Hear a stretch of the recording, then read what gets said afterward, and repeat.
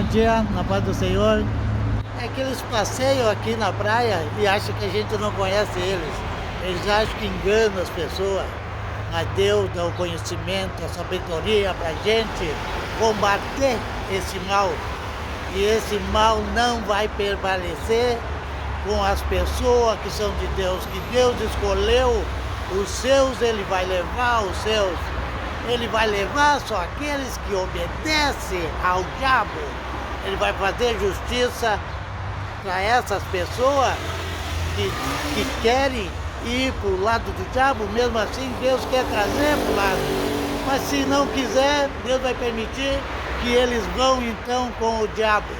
Porque é eles que querem. Deus insiste de trazer eles, porque Deus ama todos os seus filhos. Ele não bota filho no mundo para padecer, mas eles querem padecer, porque eles não querem acreditar que Deus é Deus.